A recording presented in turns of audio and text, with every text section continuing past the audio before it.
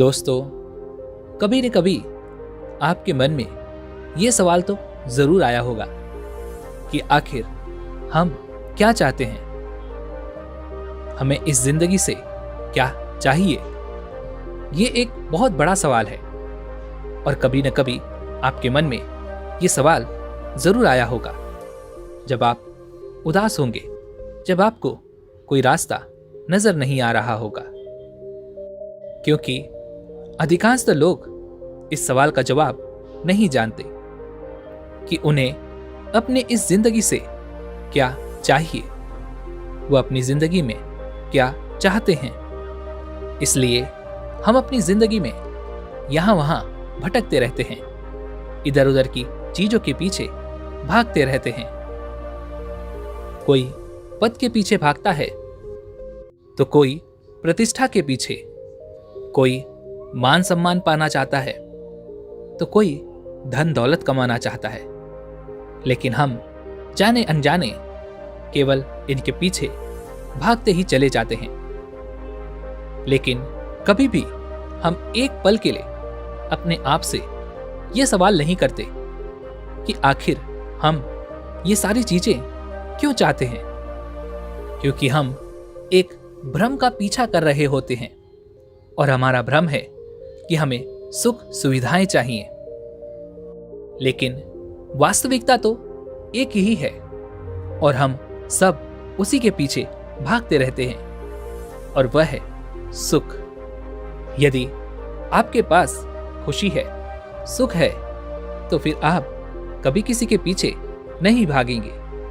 फिर चाहे परिस्थितियां कैसी भी क्यों ना हो, अगर आप खुश हैं, सुखी हैं, तब आप कभी किसी से कोई शिकायत भी नहीं करेंगे कि आपको ये नहीं मिला, वो नहीं मिला। यदि आपके जीवन में ये नहीं होता तो कुछ ऐसा हो जाता, कुछ अनर्थ हो जाता। तो अब सबसे बड़ा सवाल ये है कि आखिर हमें खुशी कैसे मिलेगी। ये सभी के लिए अलग अलग होती है। हम अपने जीवन में किस तरह से खुश रहें। यह खुशियां किसी के लिए अच्छी तो किसी के लिए बुरी भी हो सकती हैं। अब आप सोच रहे होंगे कि भला खुशियां किसी के लिए बुरी कैसे हो सकती हैं। तो मान लीजिए कि कोई एक ऐसा व्यक्ति है जिसे लोगों को सताना, उन्हें मारना बहुत अच्छा लगता है, तो उसके लिए उसकी खुशी लोगों को मारना और डराना है। लेकिन ये खुशी दूसरों के लिए दुख का कारण बन जाती है। तो क्या यह खुशी उचित है? इसलिए हमेशा खुशी का मतलब केवल अच्छा नहीं होता। कुछ लोग ऐसे भी हैं जिनके लिए बुराई ही उनकी खुशी का कारण है। इसे और अच्छे से समझाने के लिए आज जो बौद्ध कहानी मैं आपको सुनाने वाला हूं, इससे आप भली भांति ये समझ सकेंगे कि खुशियां हर किसी के लिए अलग होती हैं और हम कैसे अपने जीवन में खुश रह सकते हैं, क्यों हमें अपने जीवन में खुश रहना चाहिए। बहुत समय पहले की बात है, किसी नगरी में एक व्यक्ति रहा करता था जिसका जीवन निराशा से भरा हुआ था। खुशी तो जैसे उससे रूठ सी गई हो, खुशी तो जैसे उसके पास ही नहीं आना चाहती। अपनी खुशी को ढूंढने के लिए उसने न जाने कितने रास्ते अपनाए, तरीके अपनाए, यात्राएं की, पर कहीं भी उसे वह खुशी नहीं मिली। जिस खुशी की तलाश में वह हमेशा यहां से वहां भटकता रहता था। एक दिन शाम का समय था। वह निराश होकर अपने घर के सामने बैठा हुआ था और अपने आप से कह रहा था कि वह धरती पर बोझ है, उसका इस धरती पर होना व्यर्थ है, वह किसी काम का नहीं, वह कुछ कर ही नहीं सकता, उसका यह जन्म बेकार है, व्यर्थ है। सोचते सोचते उसके मन में यह ख्याल भी आ गया कि उसे अब इस जीवन को त्याग देना चाहिए। तभी वहां से उसी रास्ते से होकर एक बौद्ध भिक्षु गुजर रहे थे। जो लोगों की मन की बातों को पढ़ सकते थे। बौद्ध भिक्षु उस व्यक्ति की मन की सारी बातें पढ़ रहे थे और धीरे से उस व्यक्ति की तरफ आगे आए और उस व्यक्ति से कहने लगे, बेटा, तुम कुछ ढूंढ रहे हो, लेकिन जो तुम ढूंढ रहे हो वो तुम्हें ऐसे नहीं मिलेगा। इस बात का जवाब देते हुए वह व्यक्ति उन बौद्ध भिक्षु से कहता है, हे महाराज, मैं तो खुशियां ढूंढ रहा हूं। मेरे जीवन से खुशी न जाने कहां गुम हो गई है। क्या आप मुझे ये बता सकते हैं कि मैं खुश कैसे रहूं? क्या आप मुझे ये बता सकते हैं कि मैं ऐसा क्या करूं जिससे मेरे जीवन में फिर से एक बार खुशियां लौट आएं? मैं बहुत परेशान हूं। मैंने तरह तरह के उपाय किए, प्रयत्न किए, तरह तरह की यात्राएं की, लेकिन आज तक मुझे वो खुशियां नहीं मिली और अब तो मैं पूरी तरह से टूट चुका हूं। अपनी सारी उम्मीदें छोड़ चुका हूं। उस व्यक्ति की ये सारी बातें सुनकर वह बौद्ध भिक्षु मुस्कुराने लगे और उस व्यक्ति से कहते हैं, बेटा, जिसे तुम ढूंढ रहे हो वह तो मेरे पास ही है। तुम चाहो तो मैं तुम्हें दे सकता हूं। इस पर वह व्यक्ति क्रोधित हो उठा और उन बौद्ध भिक्षु से कहता है, हे महाराज, आप क्यों मेरे साथ खिलवाड़ कर रहे हैं? खुशी कोई चीज थोड़ी ना है जो आप इधर उधर लिए घूम सकते हैं। तभी वो बौद्ध भिक्षु उस व्यक्ति से कहते हैं, नहीं बेटा, यदि तुम चाहो तो सच में मैं तुम्हें खुशियां दे सकता हूं। तभी वह व्यक्ति उन बौद्ध भिक्षु से कहता है, हे महाराज, क्या कोई ऐसा मंत्र है या कोई ऐसा जादू टोना है जो करने के बाद मेरे जीवन में खुशियां लौट आए? इसका जवाब देते हुए वह बौद्ध भिक्षु उस व्यक्ति से कहते हैं, हाँ बेटा, मेरे पास एक ऐसा मंत्र है जिसे अपनाने के बाद तुम्हारे जीवन में खुशियां वापस लौट आएंगी। लेकिन यह मंत्र मैं तुम्हें ऐसे ही नहीं दे सकता। इसके लिए तुम्हें वो सब करना होगा जो मैं तुमसे कहूंगा। उन बौद्ध भिक्षु की यह बात सुनकर वह व्यक्ति कुछ देर के लिए सोच में पड़ गया, लेकिन उसे अपने जीवन में खुशियां तो चाहिए ही थी। इसलिए वह उन बौद्ध भिक्षु की बात मानने के लिए तैयार हो गया। वह बौद्ध भिक्षु उस व्यक्ति को अपने आश्रम ले गए और उसे एक जगह पर खड़ा कर दिया और उस व्यक्ति से कहने लगे कि जब तक मैं तुमसे ना कहूं तुम यहां से कहीं नहीं जाओगे और ना ही कोई सवाल करोगे। वह व्यक्ति उन बौद्ध भिक्षु की बात मान जाता है और वहीं पर उन बौद्ध भिक्षु का इंतजार करने लगता है। उसे लगता है कि वह बौद्ध भिक्षु उसे कोई ऐसा मंत्र दे देंगे या ऐसा कोई जादू टोना बता देंगे जिससे उसके जीवन में वापस से खुशियां लौट आएंगी।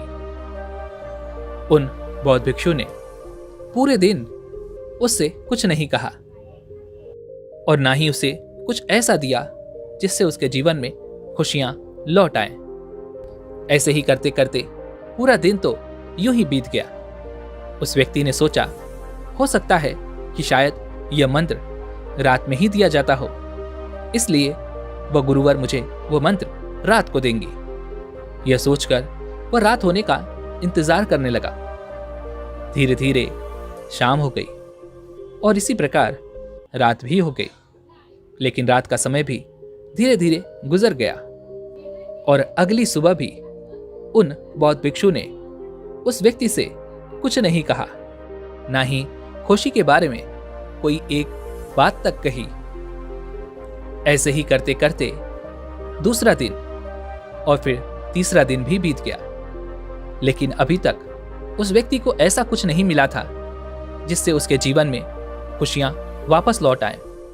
पर जैसा कि उन बौद्ध भिक्षु ने उस व्यक्ति से कहा था कि तुम्हें यहीं पर इंतजार करना होगा और मुझसे कोई सवाल भी नहीं करने, इसलिए वह व्यक्ति शांत रहा और अगले दिन का इंतजार करने लगा।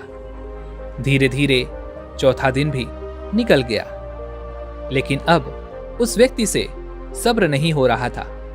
उसके सब्र का बांध टूट गया और उसने क्रोधित होकर उन बौद्ध भिक्षु से कहा, हे महाराज, आप मुझे यहां पर क्यों लाए हैं? आखिर आपने इन 4 दिनों में मुझे ऐसा कुछ नहीं बताया जिससे मेरे जीवन में खुशियां वापस लौट आए।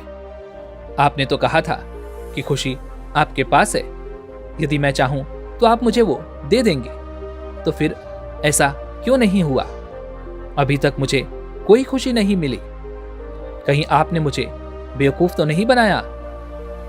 उस व्यक्ति की यह बात सुनकर वह बौद्ध भिक्षु मुस्कुराने लगे और उस व्यक्ति से कहते हैं, बेटा, क्या तुम्हें अभी तक खुशी नहीं मिली? अपने चारों तरफ देखो, चारों तरफ खुशियों का माहौल है, हर तरफ खुशियां बिखरी पड़ी हैं। क्या तुम्हें ये सब दिखाई नहीं पड़ता? इसका जवाब देते हुए वह व्यक्ति कहता है, हे महाराज, कहां है खुशी? मुझे तो नहीं दिखती। जरा मुझे भी दिखाइए, मैं भी खुशियां देखना चाहता हूं।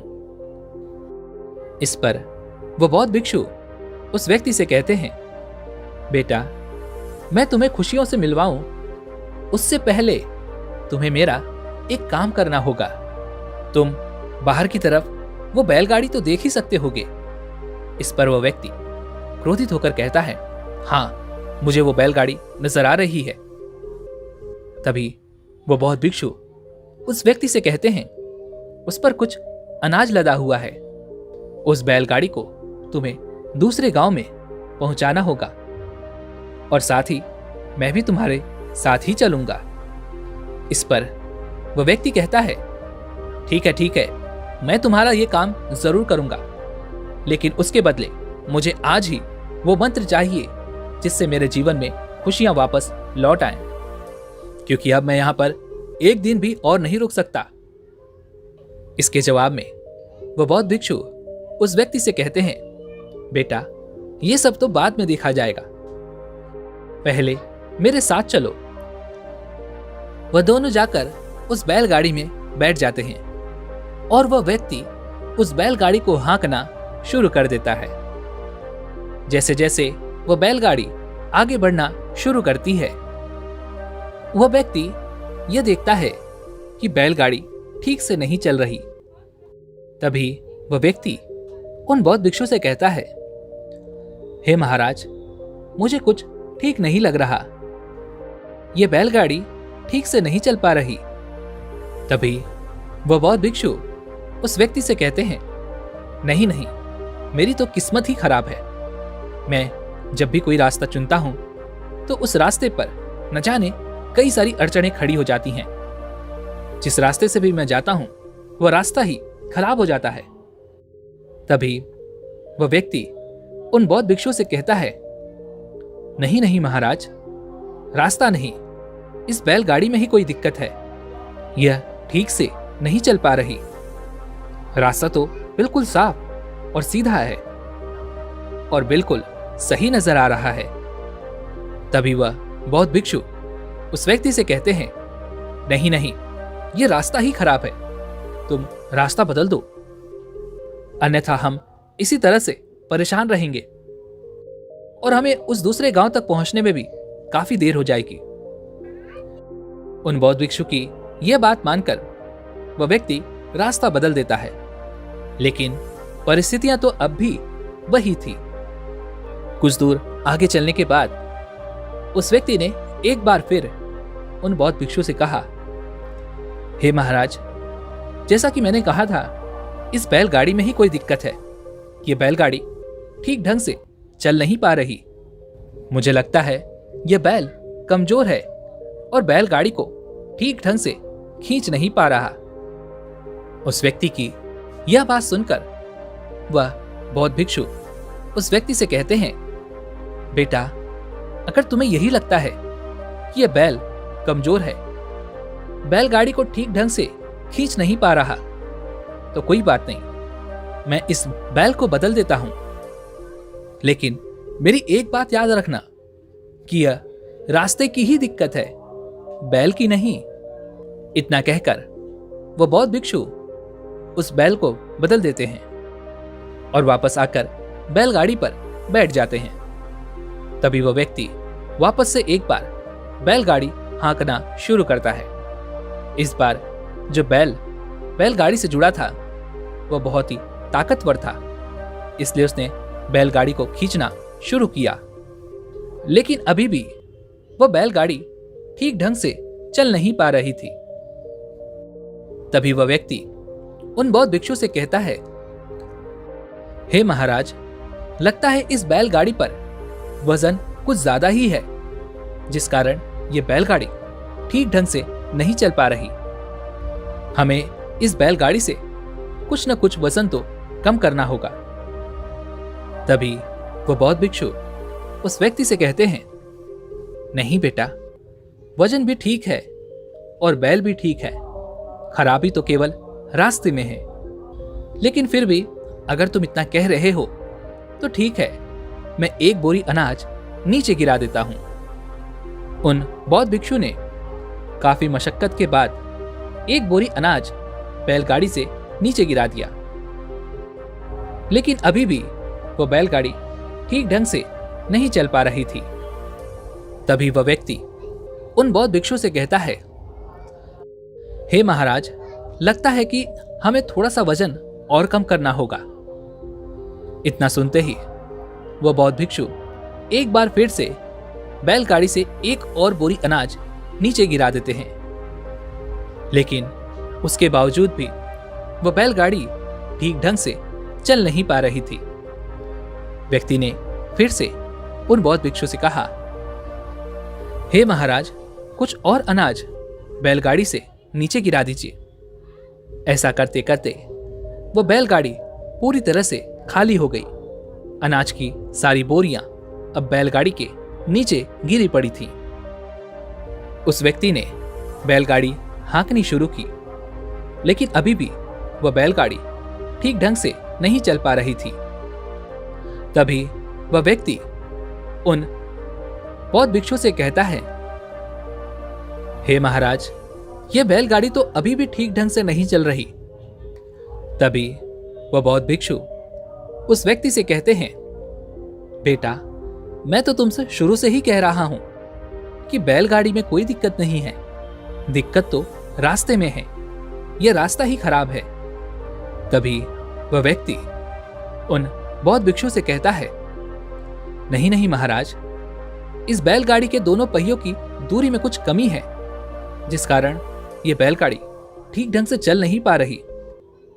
दोनों पहिए समान रूप से नहीं चल पा रहे। तभी वह बौद्ध भिक्षु जोर जोर से अपना माथा पीटने लगे और कहने लगे, मेरी तो किस्मत ही खराब है, मैं जो रास्ता चुनता हूं वो रास्ता ही खराब हो जाता है। सारे के सारे खराब रास्ते मेरी किस्मत में ही क्यों लिखे गए हैं। तभी वह व्यक्ति उन बौद्ध भिक्षु से कहता है, हे महाराज, आप ये क्या कह रहे हैं? आपको ये नहीं लगता कि आपकी बैलगाड़ी में ही कोई दिक्कत है? रास्ते तो सभी के सभी सही हैं, अच्छे हैं। कमी तो आपकी बैलगाड़ी में है, जिस वजह से आपको सारे रास्ते खराब महसूस हो रहे हैं। तभी वह बौद्ध भिक्षु जोर जोर से मुस्कुराने लगे और उस व्यक्ति से कहते हैं, बेवकूफ, मैं भी तुझे कब से यही समझाने की कोशिश कर रहा हूं कि तेरा बैल बीमार है, तेरी बैलगाड़ी में ही दिक्कत है। रास्ते तो सभी अच्छे ही हैं, दिक्कत तो तेरी बैलगाड़ी में है, जो इन रास्तों पर ठीक ढंग से चल नहीं पा रही। खुशियां तेरे चारों तरफ हैं, लेकिन तू इन खुशियों को नहीं देख पा रहा, इन्हें महसूस नहीं कर पा रहा, क्योंकि तेरी नजर इन रास्तों पर है, अपनी बैलगाड़ी पर नहीं। तो तुझे खुशियां कहां से मिलेंगी? इस पर वह व्यक्ति उन गुरुवर से कहता है, हे महाराज, आखिर आप कहना क्या चाहते हैं? मुझे साफ और स्पष्ट तौर पर बताइए। तभी वह बौद्ध भिक्षु उस व्यक्ति से कहते हैं, अभी के अभी इस बैलगाड़ी से उतर जाओ।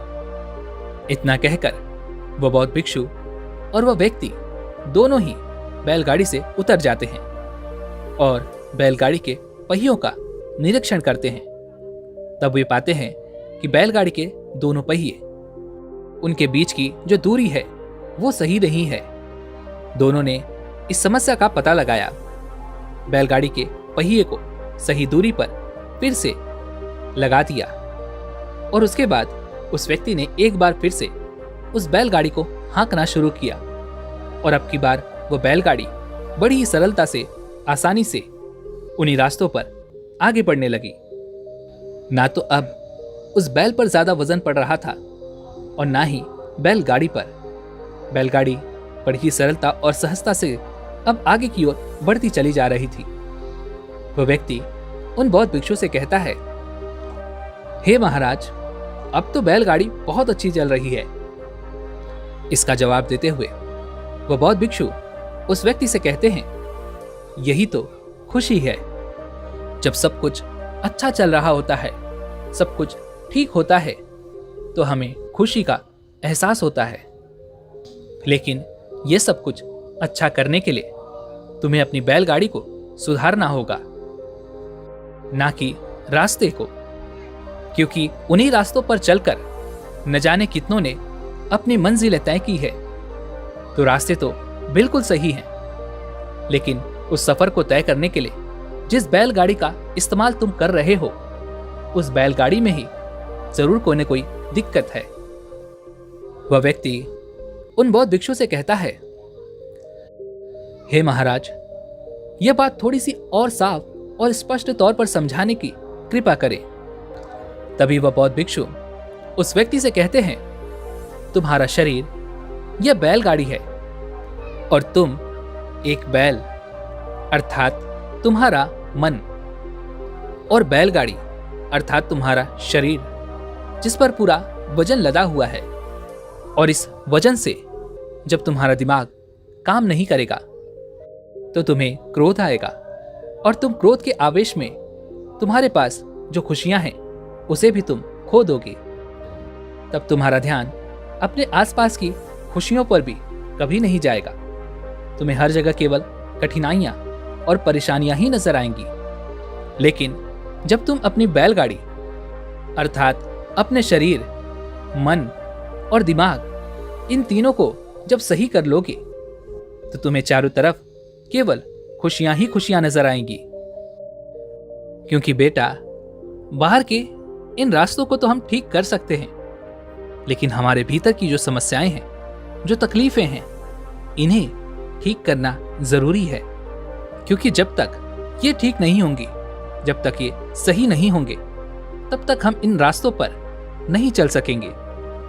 जिस प्रकार हमने काफी देर तक यह प्रयास किया कि वह बैलगाड़ी इस रास्ते पर ठीक ठीक चल सके, लेकिन उसके पहियों में जो दूरी की कमी थी, उसे सही करने के बाद ही हमारी ये बैलगाड़ी इस रास्ते पर बड़ी ही सरलता और सहजता से आगे बढ़ने लगी। ठीक उसी प्रकार जब हमारा मन, शरीर और दिमाग सही होगा, तंदुरुस्त होगा, तभी हम आगे बढ़ने के लिए तैयार होंगे और हमें चारों तरफ केवल खुशियां ही मिलेंगी। यह बात सुनकर वह व्यक्ति उन बौद्ध भिक्षु के सामने हाथ जोड़ लेता है और नतमस्तक होकर कहता है, हे महाराज, आपका बहुत बहुत धन्यवाद। मैं आपकी बात समझ गया। वास्तव में मेरे अंदर के जो हालात हैं, उन्हीं के कारण मैं अपने आसपास की उन खुशियों को कभी नहीं देख पाता।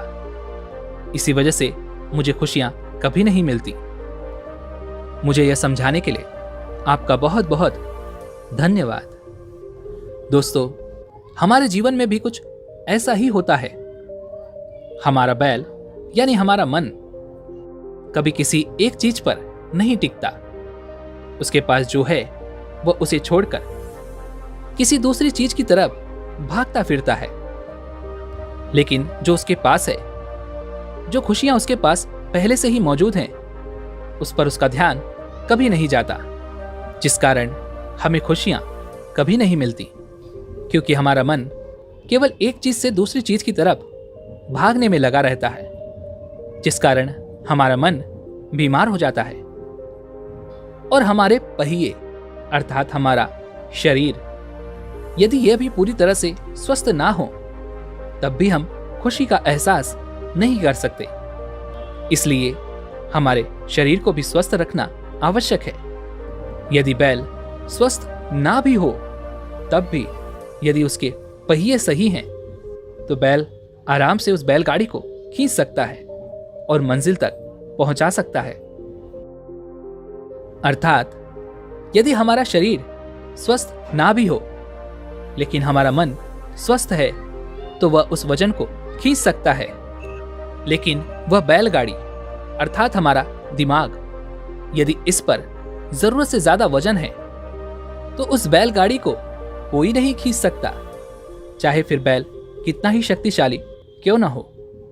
क्योंकि जब बैल जबरदस्ती उस बैलगाड़ी को खींचने का प्रयास करेगा तो हो सकता है कि पहिए ही टूटकर गिर जाएं। इसलिए हमारे दिमाग पर ज्यादा वजन नहीं होना चाहिए। अब आप यह सोच रहे होंगे कि हम अपने दिमाग पर क्यों वजन देंगे। दोस्तों, आजकल की इस हमारी दुनिया में हम केवल इस चीज और उस चीज के पीछे भागते रहते हैं। हमें ये चाहिए, वो चाहिए, और इन्हीं सब कारणों की वजह से हमारे दिमाग पर वजन बढ़ता चला जाता है। जैसे कि यदि मैंने अपने भविष्य के लिए तैयारी नहीं की तो मेरा क्या होगा, और मैं अपने भविष्य के लिए कैसे तैयार होऊंगा, मैं क्या करूं, कैसे करूं, कब करूं। इस तरह की बेकार की चीजों से हमारा दिमाग भरा रहता है, जबकि हमारे दिमाग पर केवल एक ही वजन होना चाहिए और वो एक ही सवाल है कि आगे हमें क्या करना है, अर्थात कि अब हमें क्या करना है और कैसे करना है। ऐसा ना हो कि आपको खुशी कैसे मिलेगी। यदि आप ऐसा करेंगे तो आपको खुशी कभी नहीं मिलेगी। लेकिन आप अपनी बैलगाड़ी अर्थात अपने शरीर, मन और दिमाग को दुरुस्त कर लेते हैं तो आपकी बैलगाड़ी अवश्य ही आगे बढ़ेगी और आप खुशियों को भी प्राप्त कर सकेंगे। लेकिन हम मनुष्यों की एक बहुत ही बुरी लत होती है कि हम हमेशा खुशियों को छोड़कर दुखों का दामन जरूर थाम लेते हैं, जिस कारण हमारे जीवन में केवल दुख ही दुख हमें नजर आते हैं और हम उन खुशियों को कभी नहीं देखना चाहते जो हमारे पास पहले से ही उपलब्ध हैं। हम तो केवल एक चीज से दूसरी चीज की ओर भागते रहना चाहते हैं, परेशान रहना चाहते हैं, तकलीफ उठाना चाहते हैं, जबकि हमारा जीवन सीधा और सरल हो सकता है यदि आप चाहें। क्योंकि हम मनुष्यों को तकलीफें उठाना पसंद है, नाराज रहना पसंद है, क्योंकि हमें इसी में मजा आता है, हमें दुख झेलने में मजा आता है। और दोस्तों, वास्तविकता तो यही है कि जब आपका मन इन सारी चीजों के बारे में सोचने लगता है तो इसका अर्थ यह हुआ कि आपका मन बीमार हो चुका है और इसे आपको तंदुरुस्त करने की आवश्यकता है। और इसे तंदुरुस्त करने के लिए आपको सही दिशा और सही दशा की आवश्यकता है। और ये तभी हो पाएगा जब आप अपने मन को सही भोजन देंगे अर्थात सही ज्ञान देंगे। तब आपका मन तंदुरुस्त हो जाएगा और ये आपको यानी आपके शरीर को भी तंदुरुस्त करने में आपकी मदद करेगा। और यही ज्ञान आपके दिमाग को भी तंदुरुस्त करने में आपकी पूरी सहायता करेगा, जिससे आपकी बैलगाड़ी अर्थात आपका पूरा शरीर तंदुरुस्त होगा और आप किसी भी परिस्थिति का सामना करने के लिए पूरी तरह से तैयार रहेंगे। फिर चाहे रास्ते कैसे भी क्यों ना हो, आपकी बैलगाड़ी हर परिस्थिति में आगे बढ़ने के लिए तैयार होगी। दोस्तों, उम्मीद है कि आपने आज की इस वीडियो से जरूर कुछ न कुछ सीखा होगा। तो आज की इस वीडियो को लाइक और अपने दोस्तों के साथ शेयर करना ना भूलें और हमें ऐसे ही सपोर्ट करने के लिए चैनल को सब्सक्राइब और घंटी बटन को भी जरूर दबा दें। तो चलिए मिलते हैं ऐसी एक और वीडियो में, तब तक के लिए अपना ख्याल रखें। धन्यवाद।